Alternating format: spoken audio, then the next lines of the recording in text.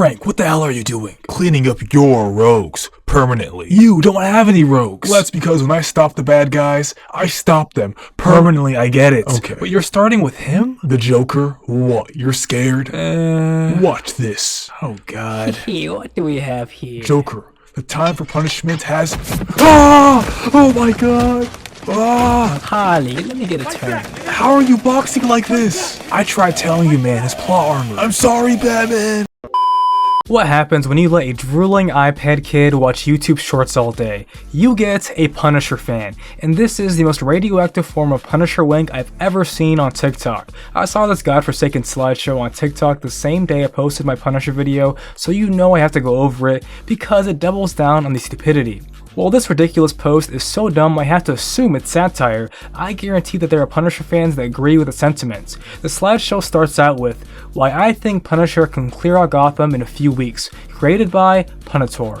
This post goes through a whole bunch of villains in Gotham. Some make sense why a non-Batman fan would think are easy to beat, like Riddler, but some of these picks are moronic. How much Red 40 do you need to consume to think a washed up soldier ineligible for re-enlistment can beat Bane? Not absolute Bane, not Venom Bane, just normal human Bane. It's not happening. Now here's the thing, I don't even need to go there to prove without a doubt that Punisher dies the moment he sets foot in Gotham. In this video, I'll go through some of the villains on this list and one surprise anti-hero, ramping up the difficulty as we go on, all the way to the clown Prince of Crime himself. But before we do that, let's start with a much more manageable villain.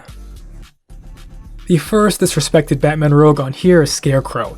Do I think he's some big bad that you need the entire Justice League to beat? No. But to pretend like he isn't a cunning and terrifying villain is ridiculous. If you're thinking of the movie version of this character, I can forgive you and understand why you think he's cannon fodder. But this is comics. He is much scarier here. Let's go over a great comic that illustrates how terrifying Scarecrow can be. This is Detective Comics issue 29.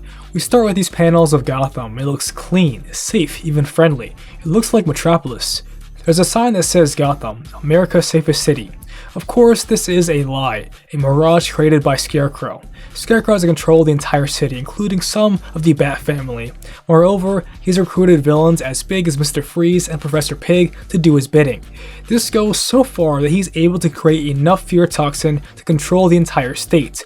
Maybe even the entire East Coast. Scarecrow is actually so close to winning, the only reason he lost is because he got greedy and wanted to control Batman. You'll notice I said that Scarecrow controls some of the Bat family and not all. That's because Batman was never controlled. Batman gets sprayed with his fear toxin and pretends to be under the influence, but right before this issue, Poison Ivy, who I guess has a natural defense against the toxin, helps Batman to create a cure. Then you see how Batman infiltrates the operation and slips the antidote into the delivery system, these giant blimps, which wake everyone up and ruin his plan. So, not only is Scarecrow smart enough to be the head honcho over other villains, but he's also powerful enough to control an entire city. What the fuck is Frank gonna do? Do you think this slimy little nerd doesn't have some countermeasures if some random goon breaks into his lab? Now before I go over his strategy, I just want to say Scarecrow is deceptively strong. It is said that one should not underestimate his hand-to-hand combat skills, and that's correct. Dude is a Batman level rogue, meaning he gives one of the greatest fighters in fiction a hard time.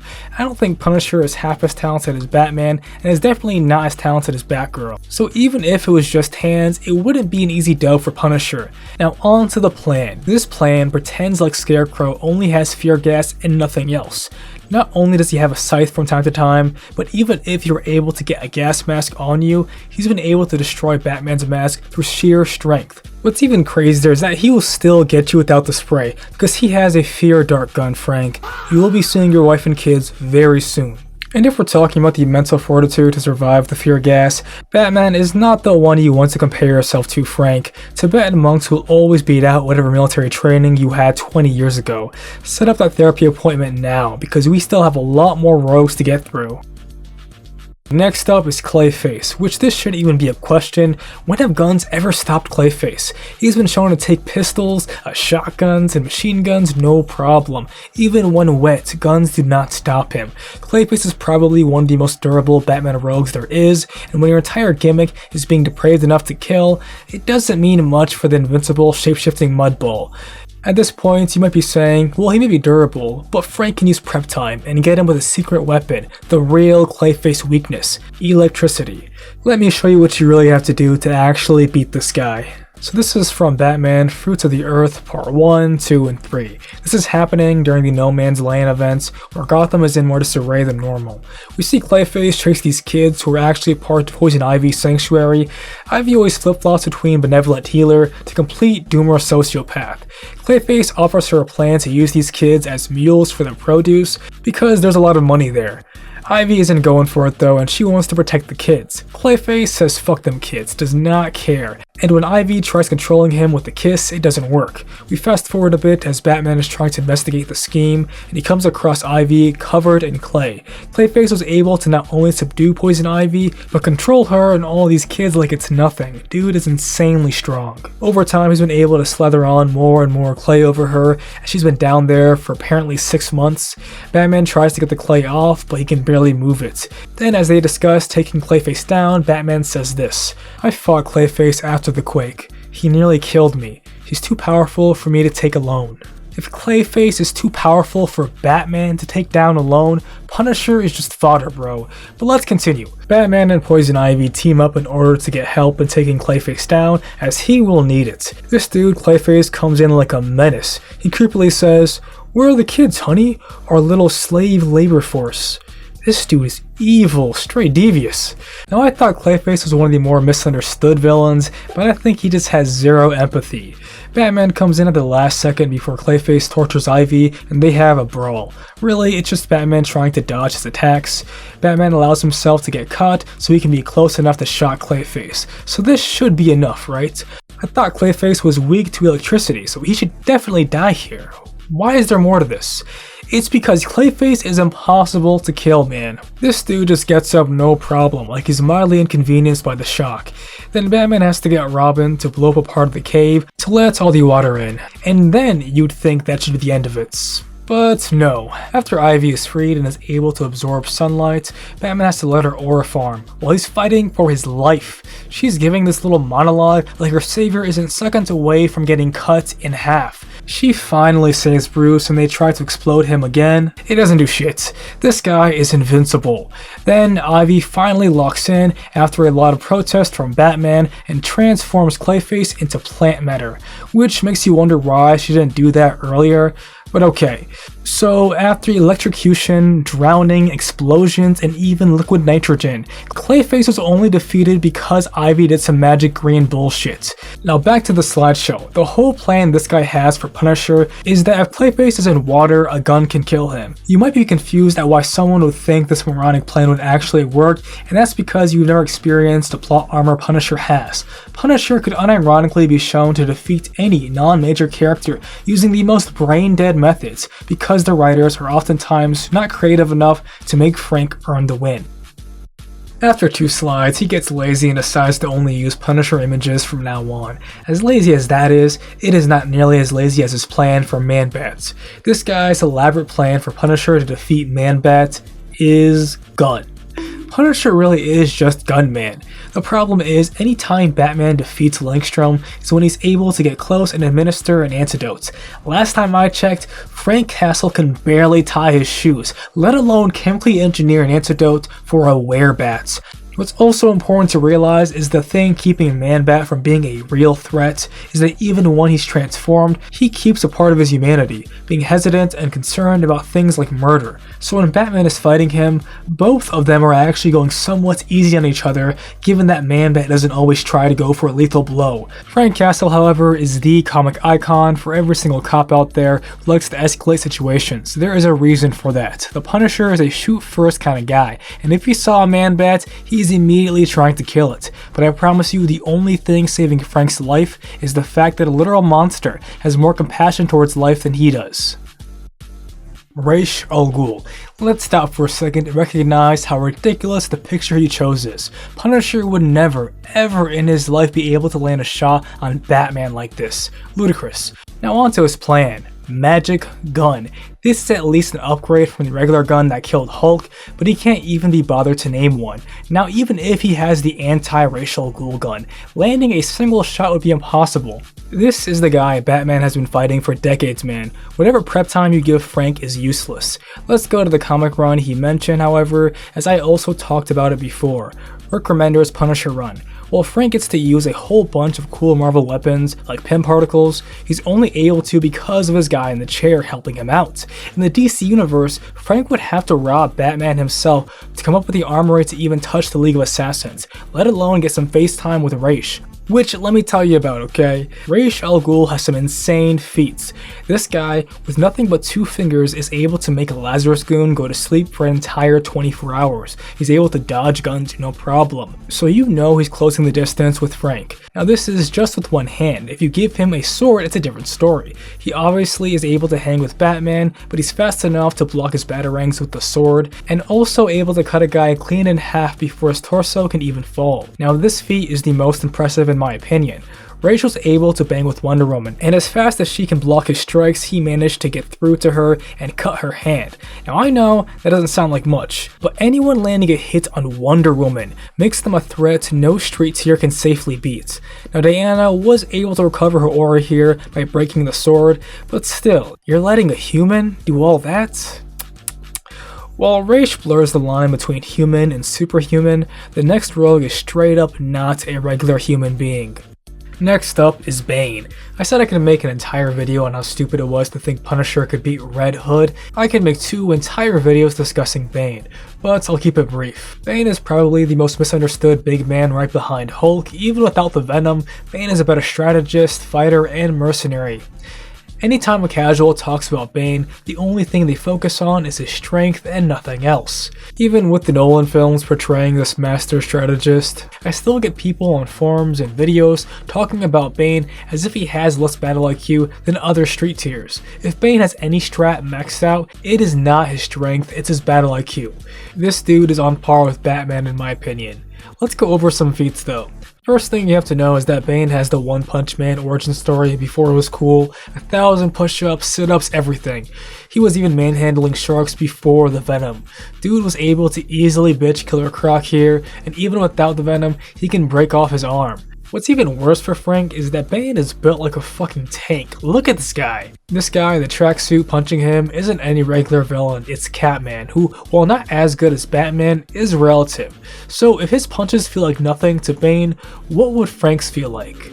When it comes to skill and intelligence, any Bane story you find, you'll see how sharp this dude is. He's able to hang with Ra's al Ghul when it comes to sword fighting, Ra's entire gimmick. Even though Ra's wins this fight, it's still impressive. Now after all this glazing, you're probably waiting for me to say that one thing. Bane is the man who broke the bats, and if Bane can break Batman, I'm sorry, that Punisher pack is going crazy in Gotham. I wonder if our friend Punisher has seen absolute Bane. The way Batman got his ass handed to him there is going to be nothing compared to the way mainline Bane destroys Punisher.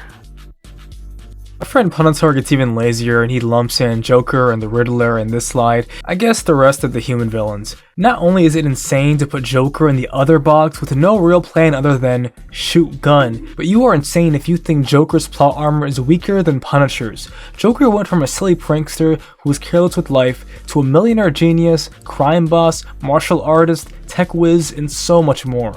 When we're talking about plot armor, Joker is on a different tier. Frank Castle would need to hold DC editorial hostage if he ever wants to win on Joker.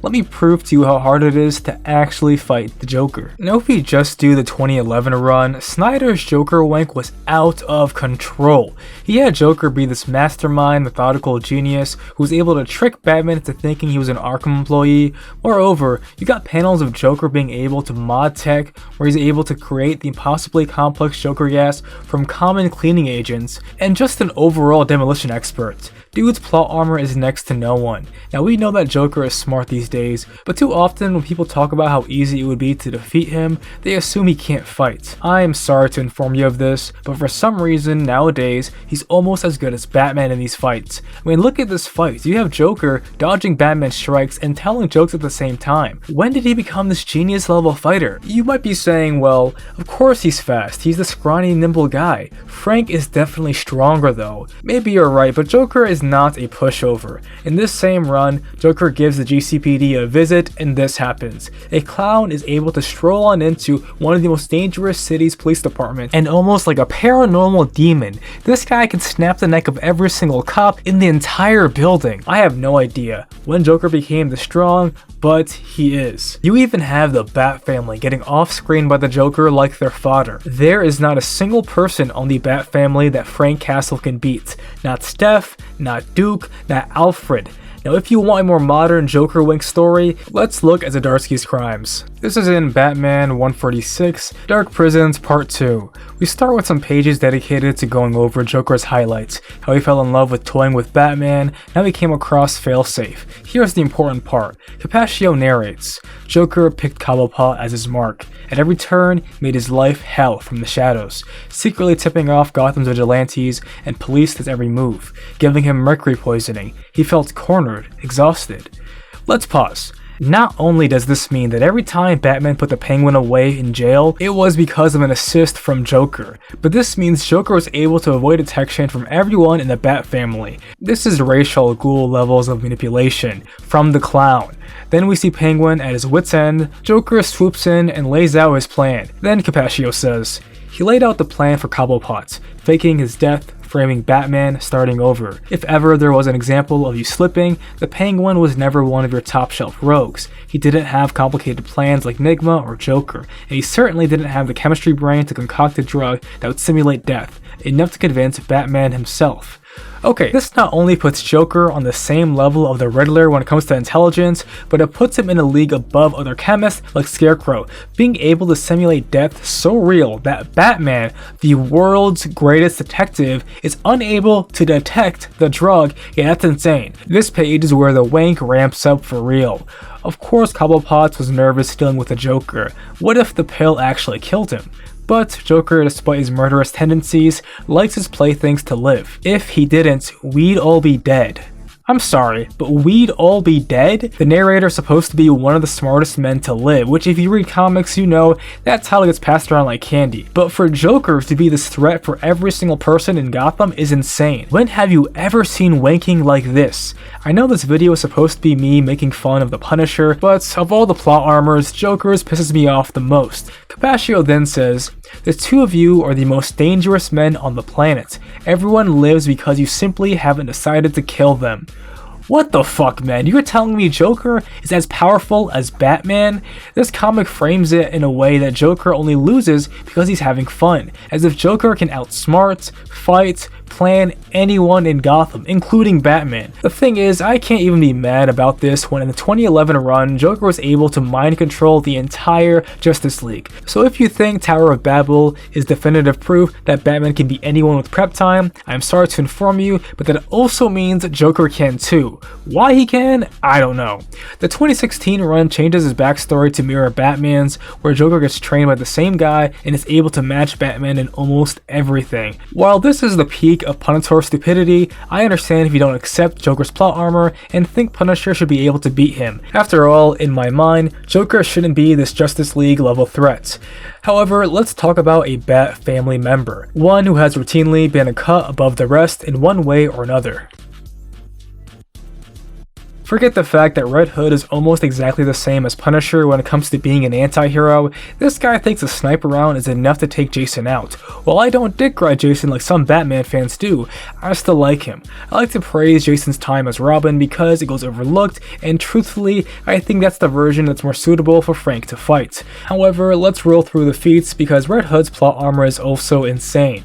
Some minor feats first. Jason is strong enough to punch through a steel hull of a submarine. He's also able to kick a guy so hard that concrete cracks, and he was even able to kick a Bane zombie off the building. So those are the minor feats, but strap in, it gets worse. Red Hood was able to bitch Lobo, the guy who gives Superman a hard time, with this stupid ass plot armor here. This is Starfire on the ground mind you, but no, Red Hood gets the aura farm while they disrespect my girl Corey. What's even worse is that Red Hood was not only able to knee Lobo, but dodge Bizarro, Kryptonian level speed. I'm sorry, but what's the point of super speed when people with regular speed can react and move as fast when the plot calls for it? This is not the video for this, so I'll save that for another time.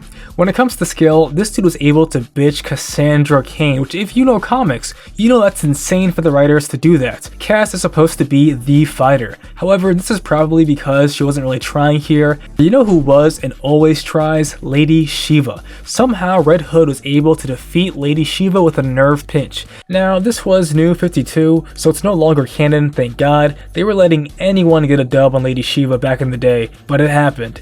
A more modern comic, Jason was able to fight a vampire Nightwing and go even with him. He literally only loses because of the vamp Wonder Woman. Now if we talk about the strongest of the quote-unquote street tier villains, one that usually comes up a lot is Deathstroke. He's enhanced but still mostly human compared to characters like Venomized Bane. But when people talk about the scariest Batman rogues, Deathstroke is up there, simply because he doesn't take a lot of L's. I'll make a video on him soon at the request of a commenter, but gut instinct, do you really think Punisher could fight Deathstroke? I mean, for even a minute could he survive? In my mind, unless Deathstroke allows Frank to live, he's dead. So how can the Punisher beat Red Hood when Red Hood bitched Deathstroke? If you don't believe me, let's get into it. Deathstroke 2014, issue 16. Now to preface this, Deathstroke has been fighting for a while, he's on the back foot a bit, but is still confident enough to beat Jason. We see Red Hood pull up like the edgelord he is and say, "Slade Wilson, I've been hired to do a job, and that job is to kick your ass." What in the Disney Channel dialogue is this man? Then the next page jerks them off and then Deathstroke says, "But right now, I don't have time for some punk out to make a name for himself." Jason channels all the bratty teen energy he has and says, "I've already made a name for myself, douche-stroke." I'm not gonna lie, this is so corny, it's pretty funny. It's like a parody of how people see Jason, or maybe just how Jason is these days. Then we get some action.